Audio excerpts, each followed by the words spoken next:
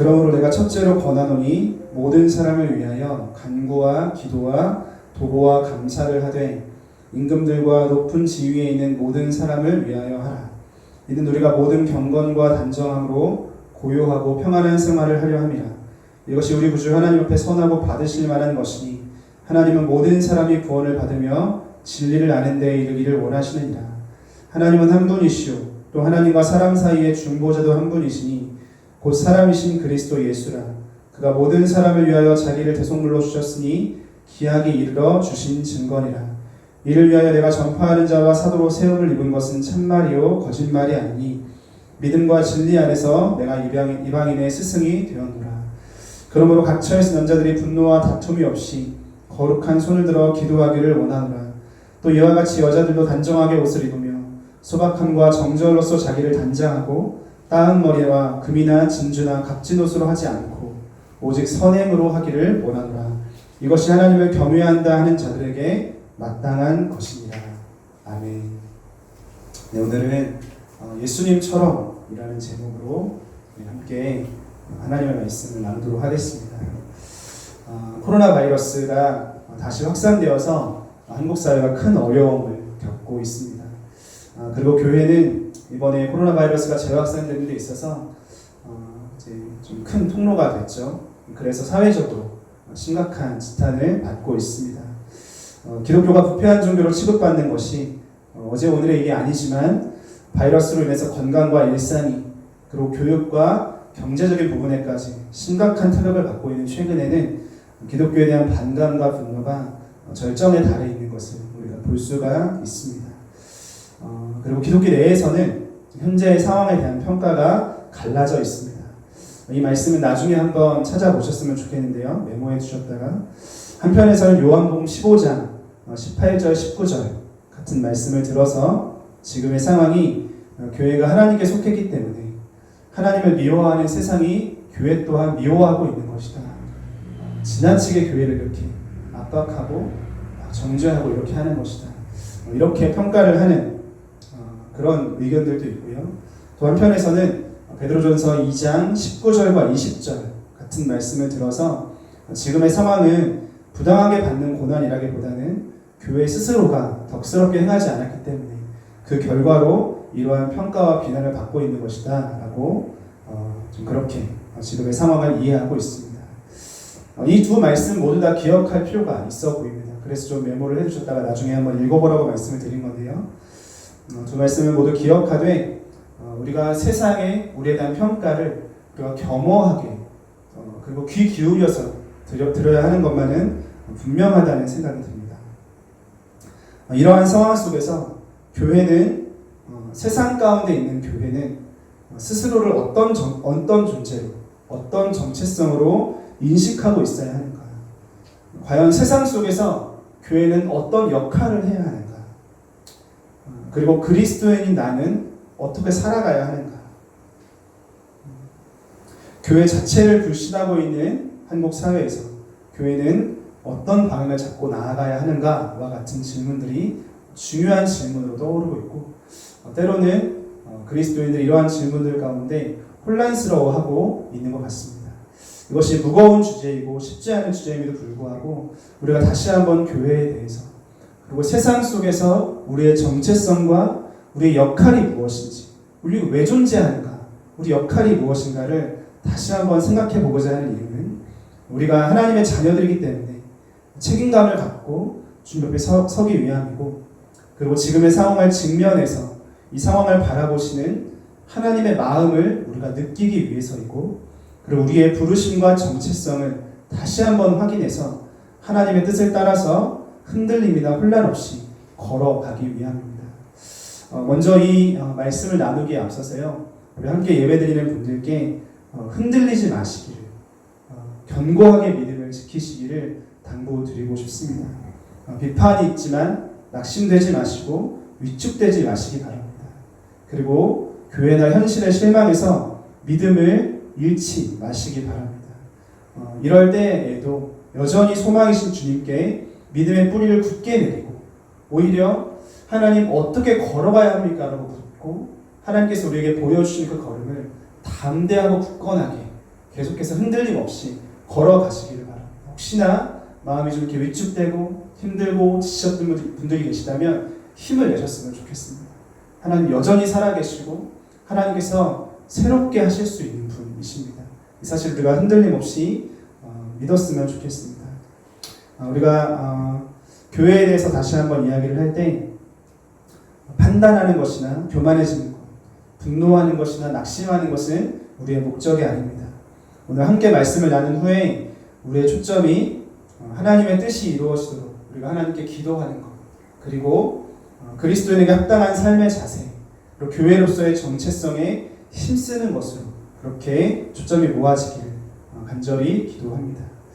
오늘 우리가 함께 읽었던 디모데전서의 말씀은요, 바울의 위임을 받고 에베소 교회를 목회하고 있는 디모데에게 바울이 목회의 방향을 안내하고 또 격려하기 위해서 쓴 서신입니다. 우리가 목회 서신이라고 알고 있죠. 디모데전서 그리고 디도서. 이 세 편의 성경은 바울이 제자인 디모데와 디도에게 교회를 이렇게 부탁하고 교회는 이러한 것이고 이렇게 목회를 해야 한다라고 안내하기 위해서, 가르쳐주기 위해서 쓴 서신이라는 것입니다. 바울이 에베소라는 큰 지역에 교회를 섬기는 임무를 맡은 아직은 연소한 디모데에게 무엇에 힘쓰고 무엇을 기억하라고 말하는지를 살펴보면서 세상 가운데에 있는 교회의 정체성과 역할에 대해서 우리가 함께 생각해 보기를 원합니다. 첫 번째로 바울은 디모데에게 모든 사람을 위해서, 특별히 임금들과 높은 지위에 있는 모든 사람을 위해서 기도해라 라고 부탁하고 있습니다. 1절과 3절을 제가 다시 읽겠습니다. 1절부터 3절. 그러므로 내가 첫째로 권하노니 모든 사람을 위하여 간구와 기도와 도고와 감사를 하되, 여기서 도고는 중보기도를 의미합니다. 임금들과 높은 지위에 있는 모든 사람을 위하여 하라. 이는 우리가 모든 경건과 단정함으로 고요하고 평안한 생활을 하려 함이라. 이것이 우리 구주 하나님 앞에 선하고 받으실 만한 것이니. 바울은 이렇게 부탁하고 있습니다. 1절에 내가 첫째로 권한다 라는 말이 있는데요, 이것은 우선순위를 의미합니다. 바울은 모든 사람을 위한 간구, 기도, 중보기도, 그리고 감사를 드리는 것을 교회의 우선순위로 두라라고 디모데에게 부탁하고 있는 것입니다. 교회의 우선순위는 교회 자신을 위한 기도, 또는 교회와 성도가 잘 되고 번성하고 평안하기 위한 기도가 아니라 세상을 위한 기도에 있다라는 것입니다. 바꾸어서 말하면 교회는 세상을 위한 교회이고 세상을 위해서 기도하는 교회라는 것입니다. 잘 들여다보면 파격적인 것입니다. 모든 단체와 조직이 자신의 유익을 먼저 구하는 세상에서 교회는 자기의 유익이 아닌 타인의 유익을 먼저 구하는 공동체다라고 바울이 디모데에게 이야기하고 있는 것입니다. 즉 교회는 자기 중심적이지 않은 사랑을 하도록 그렇게 부름을 받은 공동체라는 것입니다. 하나님 이렇게 말씀하시는 거겠죠. 모든 사람이 자기 유익을 구하지만 나의 자녀들아, 너희는 다른 사람의 유익을 구하거라. 다른 사람을 먼저 사랑하거라. 내가 너희에게 보여준 사랑을 따라서 다른 사람의 유익을 구하는 사랑을 행하거라. 두려워하지 말고 염려하지 말고 내가 너희에게 주는 마음을 따라서 다른 사람을 사랑하거라. 그렇게 할 때 그 사람 안에서 세상이 나를 보게 될 것이다. 주님은 이러한 말씀으로 교회를 세우신 것입니다. 이것을 우리가 반드시 기억해야 할 우리의 정체성인 것입니다. 세상을 위하는 교회, 세상을 위해서 기도하는 교회, 이것이 우리의 정체성이라는 것입니다. 기억했으면 좋겠습니다. 우리는 세상을 위해서 있는 것입니다. 세상을 위해서. 한 걸음 더 나아가서 바울은 임금들과 높은 지위에 있는 사람들을 위해서 기도하라고 명합니다. 바울이 디모데에게 이 편지를 쓰고 있을 때 로마의 황제는 네로였습니다. 유명한 사람이죠. 폭정을 행하고 그리고 교회를 박해한 것으로 유명했던 사람이었습니다.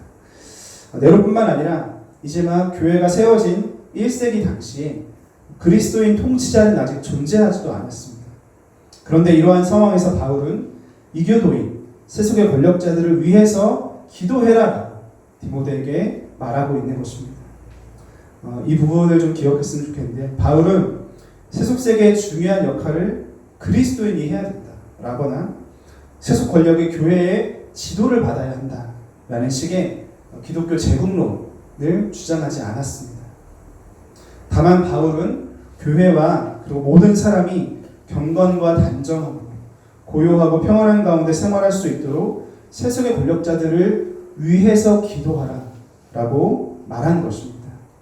바울과 디모데가 그리고 우리가 이렇게 기도할 수 있는 이유는, 우리는 하나님께서 그리스도인뿐만 아니라 세상과 모든 사람을 창조하시고 다스리시는 분이시다, 주권이 하나님께 있다라고 우리가 믿기 때문입니다.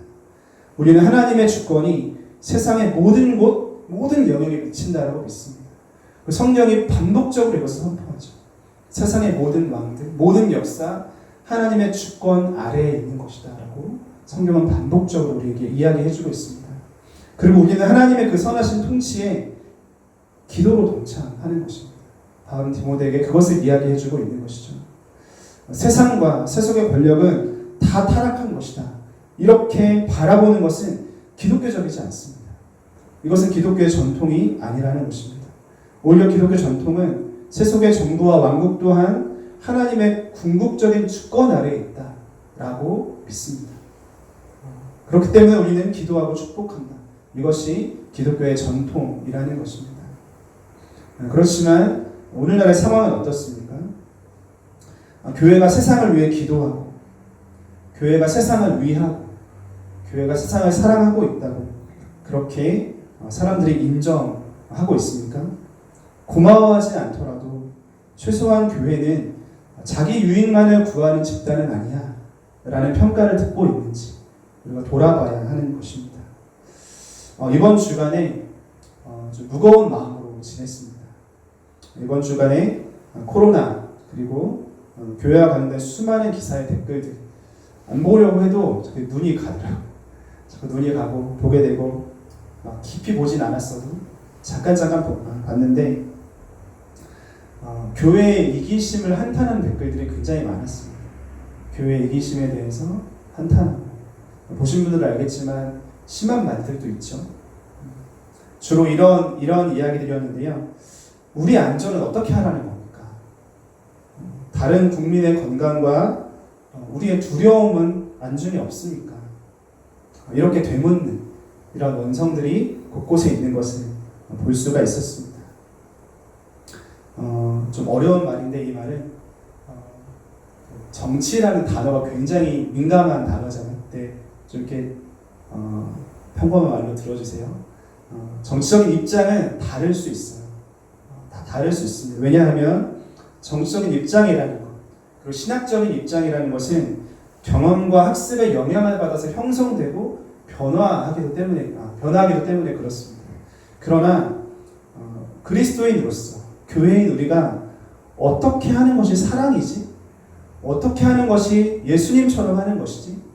어떻게 해야 하나님의 사랑이 나타나지? 라는 것은 반드시 생각해 보아야 하는 영역이라는 것입니다. 엔도 슈샤쿠라는 일본의 기독교 작가가 있는데요.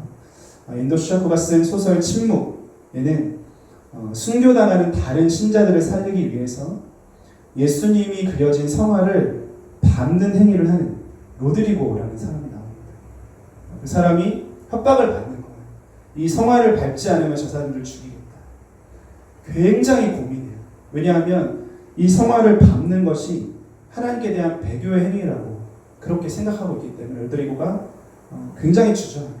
그런데 이걸 밟지 않으면 사람들이 죽는 거예요. 죽어나가게 됩니다. 그런 상황에서 로드리고가 하나님의 음성, 예수님의 음성을 듣는데 예수님께서 이렇게 말씀하셨다라고 이 소설에 적혀 있습니다. 밟아라. 십자가를 짊어지기 위해서 세상에 온 나는 네가 밟는 그 발의 아픔을 알고 있다. 이렇게 쓰고 있습니다. 예수님께서 로드리고에게 그렇게 말씀하신 것처럼 코로나로 인한 두려움과 고통 가운데 있는 사람들과 우리 자신을 위해서 방역에 적극적으로 동참하는 것, 그리고 잠시 대면 모임을 내려놓고 각종 예배와 모임들을 온라인으로 하는 것, 이런 것은 주님 앞에 죄가 될 수 없다라는 것입니다. 오히려 이는 교회로서 세상을 위하는 공동체로서 세상을 위하는 공동체인 교회에게 중요하고 그리고 합당한 사랑의 표현일 수 있고, 주님은 이렇게 사랑을 행하기 위해서 자신을 제한하는 교회에 더 기쁨으로 더욱 충만하게 임재하실 수 있다라는 것입니다. 우리 두 번째로 넘어가도록 하겠습니다. 두 번째로 바울은 디모데에게 하나님께서는 모든 사람이 구원을 받고 진리를 아는 데 이르기를 원하신다라는 사실을 기억하라고 부탁합니다. 4절부터 6절까지 읽겠습니다. 디모데전서 2장 4절부터 6절까지 제가 읽도록 하겠습니다. 하나님은 모든 사람이 구원을 받으며 진리를 아는 데에 이르기를 원하시느니라. 하나님은 한 분이시요 또 하나님과 사람 사이의 중보자도 한 분이시니 곧 사람이신 그리스도 예수라. 그가 모든 사람을 위하여 자기를 대속물로 주셨으니 기약이 이르러 주신 증거니라. 아멘. 바울은 디모데의 관심과 초점이 자신에게 맡겨진 에베소 교회라는 이 사람들, 이 공동체 내부에 머물러 있지 않기를 바라고 있습니다. 바울은 디모데야, 하나님은 모든 사람이 구원을 받고 진리를 알기를 원하신다. 하나님은 모든 사람이 진리를 알고 구원에 이르기를 원하신다라는 이 말로 하나님의 사랑과 관심의 범위가 교회 바깥까지 활짝 열려져 있다는 것을 기억시켜주고 있는 것입니다. 하나님의 사랑과 관심의 범위, 곧 교회의 사랑과 관심의 범위는 교회 바깥까지도 향해야 한다라고 다시 한번 디모데에게 확인시켜 주는 것입니다. 교회의 관심과 사랑이 결코 교회 안에 갇혀서는 안 됩니다. 우리 교회, 우리 공동체, 이 안에 머물러 있는 시선이, 관심과 사랑이 여기에 머물러 있는 교회는 교회다운 교회가 아니다라고 성경이 이야기하고 있습니다. 교회는 결코 자기 교회의 부흥과 안위만을 골몰하거나 구원의 방주에 올라타서 여기에 안전하게 올라타서 특권의식에 가진 그 상태에 빠져 있어서는 안 됩니다. 교회의 모든 것, 우리의 모든 것이 되시는 하나님의 관심이 교회를 넘어서 모든 사람에게 있기 때문입니다. 특별히 그 중에서도 두려워하는 자들, 약한 자들, 고아와 과부, 병든 사람들, 죄인들, 세상에 약하고 소외된 것들, 그런 것들로 하나님의 관심이 계속해서 향해 있기 때문에 우리가 정말로 하나님을 사랑한다면 우리의 내부에 우리의 관심과 사랑이 머물러 있을 수 없다라는 것입니다. 하나님께서 우리와 동일하게, 이걸 우리가 잘 읽는 것 같아요. 하나님께서 우리와 똑같이 사람들을 사랑하신다. 지금 여기에서 하나님을 예배하고 있는 우리와 지금 길을 지나가고 있는 저분, 저 한 영혼 한 영혼, 하나님 똑같이 사랑하십니다. 하나님 나도 지으셨고 저들도 지으셨고 나를 구원하셨듯이 그들도 구원하기를 원하시고 우리에게 평안을 주신 것처럼, 우리에게 회복을 주신 것처럼 그들에게도 회복과 평안을 주기를 원하시는 분이시라는 것, 동일하게 사랑하신다는 것. 그러므로 특권의식은 하나님을 안다면 합당하지 않은 거죠. 선민의식, 이러한 것들, 이 사실을 우리가 반드시 기억해야겠습니다. 이어서 바울은 모든 사람이 구원받기를 원하시는 하나님이 어떻게 하셨는지를 우리로 다시 한번 기억하게 합니다. 모든 사람이 구원을 받기를 원하시는 하나님이 어떻게 하셨죠? 6절 말씀입니다. 그가 모든 사람을 위해서 자기를 대속물로 주셨다 라고 이야기하고 있습니다. 모든 사람이 구원을 받기를 원하시는 하나님은 나는 하나님이고 나는 구원자다. 구원이 나에게 있으니까 너희가 내게로 와라. 구원받지 못하는 것은 나에게 오지 않은 너희에게 있다. 그 책임은. 이렇게 말씀하지 않으시고 세상에 성육신하셔서 자기를 대속물로 주셨습니다. 이것이 우리가 믿고 사랑하고 따르는 세상에 깊은 관심을 갖고 계신 우리 주님의 방법이었다라는 것입니다. 그러므로 교회가 진정으로 주님을 사랑하고 따른다면 세상 가운데 성육신에서 자신을 대속물로 내어주신 예수님처럼 우리 또한 세상 가운데 성육신하는 공동체로 우리 자신을 드려야 하는 것입니다. 교회는 교회 공동체 내부만, 우리가 소위 교회라고 부르는 이 건물이나 공동체, 그 내부만 신앙생활의 장이 아니라 가정이나 직장이나 사회와 같은 이러한 공적인 영역, 우리가 세상이라고 부르는 그곳이 우리 신앙생활의 장이라는 사실을 성도들에게 지속적으로 가르치고 그곳으로 파송해야 합니다. 힘써 모여서 하나님을 함께 바라보는 것 너무나 중요하죠. 반드시 필요한 것입니다. 그러나 이렇게 한 후에는 삶의 자리로 돌아가서 세상으로 들어가서 그곳에서 그리스도의 삶을 살아가야 하는 것입니다. 개교회, 각 교회의 안정을 위해서 성도들을 교회에 가두어 두려고 해서는 안 됩니다. 그렇게 하면 교회는 안정되겠죠. 하지만 그것은 교회의 본래의 길, 본래의 부르심과 정체성을 잃어가는 것입니다. 조금 다른 방식으로 말하면 성도들을 교회에서 지나치게 많은 시간을 보내게 해서는 안 된다는 것입니다. 의도적으로 그렇게 해나가야 돼요. 깊은 예배를 사모하고 하나님의 깊은 사귐을 간절히 사모하지만 이걸 계속하고 있는 게 아닙니다. 우리는 세상을 위하는 공동체이기 때문에 세상 가운데 하나님 나라를 퍼뜨리고 하나님을 보여주는 세상을 사랑하고 위하는 공동체이기 때문에 함께 깊이 하나님을 만난 후에는 세상으로 들어가야 하는 것입니다. 하나님의 인도를 따라서 하나님께만 집중하는 그 시간을 많이 갖는 그런 기간을 일정하게 보낼 수 있겠지만 교회에서 시간을 많이 보낼수록 더 많이 교회에서 봉사할수록 더 복을 받고 형통하다고 인식시키는 것은 건강한 방향이 아니다라는 것입니다. 교회 공동체는 필수적입니다. 그러나 계속 함께하기 위해서, 계속 같이 있기 위해서 필수적인 것이 아니라 동역하기 위해서 서로 붙들어주고 격려하고 힘을 주고 서로 필요를 채워주고 내가 연약할 때는 이 사람이 나를 위해 기도해주고 이 사람이 연약할 때는 내가 위해서 기도해주고 이 사람이 자신의 가정과 직장에서 하나님 나라를 살 수 있도록 기도해주고 서로를 붙잡아주고 이렇게 하기 위해서 필수적인 것입니다.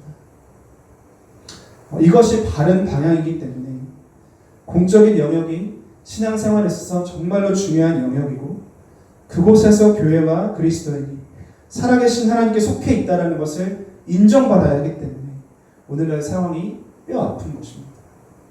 세상이 우리가 하나님께 속했다는 것을 알아야 돼요.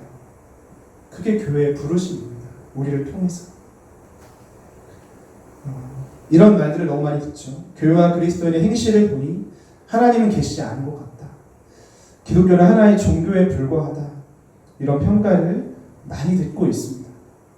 사람들이 교회를 보고 진리를 알고 구원에 이르는 것이 아니라 진리를 더욱 거부하고 구원을 필요로 하지 않는 방향으로 가고 있는 것입니다. 이런 이야기를 들은 적이 있어요.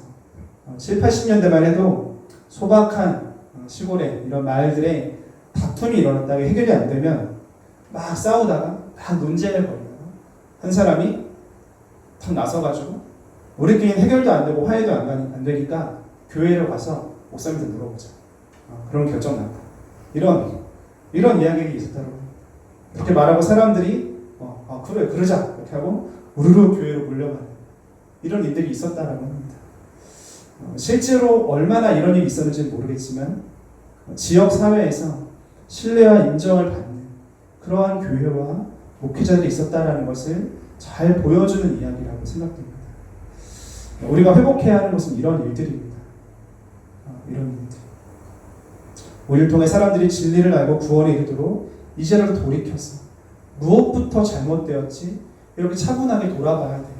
낙심하거나 분노하는 것이 아니라 글렀어 이렇게 해버리는 것이 아니라 손가락질하는 건 얼마든지 할 수 있죠. 그게 아니라 방향을 바로 보고 그리고 걸어가야 됩니다. 우리 자신부터 저도 해야죠. 우리 한 사람 한 사람이 하나님 저는 어떻습니까? 저는 주님이 보시기에 아름다운 교회입니까? 라고 물어봐야 됩니다. 그래서 우리가 함께 바른 길을 걸어가기를 원합니다. 마지막 세 번째로 바울은 디모데에게 에베소 교회를 거룩한 기도와 착한 행실로 이끌도록 부탁하고 있습니다. 다시 말씀드리겠습니다. 마지막으로 바울은 디모데에게 에베소 교회를 거룩한 기도와 착한 행실로 이끌도록 부탁하고 있습니다. 8절부터 10절까지의 말씀을 제가 읽겠습니다. 그러므로 각 처에서 남자들이 분노와 다툼 없이 거룩한 손을 들어 기도하기를 원하노라. 또 이와 같이 여자들도 단정하게 옷을 입으며 소박함과 정절로서 자기를 단장하고 따은 머리와 금이나 진주나 값진 옷으로 하지 말고 오직 선행으로 하기를 원하노라. 이것이 하나님을 경외한다 하는 저들에게 마땅한 것이니라. 아까 우리가 처음에 교회는 세상을 위해서, 특별히 임금들과 높은 지위에 있는 사람들을 위해서 기도해야 한다 이렇게 이야기했는데, 이제 바울은 그렇게 기도하되 분노와 다툼이 없는 거룩한 손을 들어서 기도해야 한다. 하나님께서 받으실 수 있는, 하나님께서 받으시고 이 땅 가운데 일하실 수 있는 그러한 기도를 드려야 한다라고 이야기하고 있습니다. 성경이 우리에게 반복적으로 이야기해주고 있는 것, 우리의 방식, 우리 자신의 열심으로는 하나님의 뜻을 이룰 수 없다라는 것, 성경이 우리에게 반복적으로 이야기해주죠. 하나님은 뭐라고 말씀하실까? 예수님이라면 어떻게 하셨을까? 예수님처럼 한다는 것은, 오늘날 예수님처럼 한다는 것은 어떻게 하는 것일까? 이렇게 기도 가운데 깊이 고민하지 않고 성경을 상고해 보지도 않고 나의 생각과 하나님의 생각을 적당히 버무려서 열심히만 움직일 때 하나님의 열매는 맺히지 않는다라는 것입니다. 도리어 내가 드러나고 하나님의 영광이 가려지는 것, 하나님이 막 이상한 분으로 보여지게 되는 거예요. 그런 현상들을 우리가 보게 되고 경험하게 되는 것입니다. 세상을 위한 우리의 기도 또한 마찬가지입니다. 회복을 위해서 기도하기에 앞서서 우리 가운데 있는 분노와 다툼이 없는지, 기도를 드리는 나의 마음 가운데 하나님의 마음이 있는지를 살펴야 하는 것입니다. 우리의 의로, 나의 교만과 판단으로 사랑 없이 기도하기 굉장히 쉽지 않아요. 이러한 것이 없이 드리는 기도는 정죄나 판단이고 자기 의를 자랑하는 수준에 머물러 버리기 쉽습니다. 겸손한 마음으로 주님 앞에 서서 우리가 세상을 위해서, 그리고 교회의 회복을 위해서 함께 기도해 나가야 하는 것입니다. 그리고 교회는 외적인 화려함을 추구하는 세상에서 착한 행실로 세상을 섬겨야 합니다. 교회가 세상을 위하는, 세상을 섬기는 공동체다라고 말씀을 드렸는데, 우리의 세상을 향한 그 사랑과 섬김은요, 다른 것 이전에 진정한 믿음의 삶이 되어야 합니다. 진짜로 믿고 정말로 그렇게 믿는 대로 사는 것입니다. 우리가 아무리 사람들에게 믿으라고 말해도 우리 스스로가 영원하지 않은 것을 추구하고 거기에 매여있고 이 땅의 화려한 것들을 기뻐하거나 반대로 그것을 갖지 못한 것에 박탈감을 느끼는 채로 머물러 있다면 세상은 우리에게 당신도 믿지 않는 것을 왜 나에게 믿으라고 합니까? 라고 반문할 것입니다. 진정한 믿음의 삶은요, 참된 믿음의 삶은 당장은 미련하다는 평가를 받을지언정 세상을 향한 강력한 메시지가 된다는 사실을 우리가 함께 기억했으면 좋겠습니다. 세상을 향한 거룩한 기도, 그리고 진정한 믿음의 삶, 이 두 가지가 교회 가운데 반드시 회복되어야 하는 것입니다. 이제 말씀을 정리하도록 하겠습니다. 마태복음 17장 24절에서 27절에 나오는, 한번 찾아보시겠어요? 마태복음 17장 24절에서 27절에 나오는 성전세에 관한 예수님과 베드로의 일화로 말씀을 정리하도록 하겠습니다. 짧은 말씀이죠. 딱 4절에 불과한 예수님과 베드로의 일화를 다루고 있는데요. 가버나움에서 있었던 일이고요. 성전세를 받는 사람들이 있었습니다. 성전에 출입하고 성전을 이용하는 것에 대해서 세금을 부과했었어요. 한 사람당 반세겔. 그렇게 성전세를 받는 사람들이 베드로한테 와서 너네 선생은 성전세 안 내느냐? 이렇게 물어봤습니다. 예수님 성전세를 내셔야 될까 안 내셔야 될까요? 성전, 하나님을 만나는 곳에 하나님이 세금을 내시는, 이상한 거죠. 성전세를 받는 자들이 너희 선생은 성전세를 안 내시냐? 이 질문을 받고 돌아온 베드로에게 예수님은 임금들이 세금을 타인에게서 받는지 아들에게서 받는지 이렇게 물어보세요. 이렇게 물어보시니까 베드로는 타인입니다 이렇게 대답을 했겠죠. 그렇게 대답한 베드로에게 예수님은 마찬가지로 하나님의 아들들은 성전세를 면제받는 것이 당연하다 이렇게 말씀해 주십니다. 그런데 예수님이 거기에서 끝내지 않으세요. 너는 하나님의 자녀야. 하나님의 자녀가 성전에 들어가는데 무슨 세금을 내? 안 내도 돼. 이렇게 말씀해 주시는 것에서 끝나는 것이 아니라 그들이 실족하지 않도록, 성전세를 받는 그 사람들이 실족하지 않도록 너와 나를 위해서 성전세를 갖다 주라. 한 세겔을 갖다 주어라. 이렇게 말씀을 하십니다. 예수님은 베드로가 진리 가운데 거하도록 그렇게 인도하시는 동시에 성전세를 받는 그 사람들을 배려하시고 사랑하고 계시는 거죠. 그들 또한 진리를 알고 구원에 이르러야 할 사람들이기 때문에 주님은 이 진리라는 잣대로, 이 잣대만 가지고 그들을 상대한 것이 아니라 사랑과 배려로 그들을 대해 주셨던 것입니다.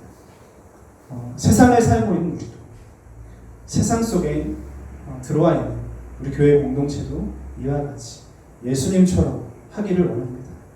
예수님처럼 겸손한 사랑으로 우리가 세상 가운데 살기를 소망합니다. 그렇게 한 걸음 한 걸음 나아갈 때 교회가 세상을 위한 기도를 드리는 통로로서, 그리고 세상에 하나님의 살아계심과 사랑을 보여주는 통로로서 회복될 줄 믿습니다. 아멘.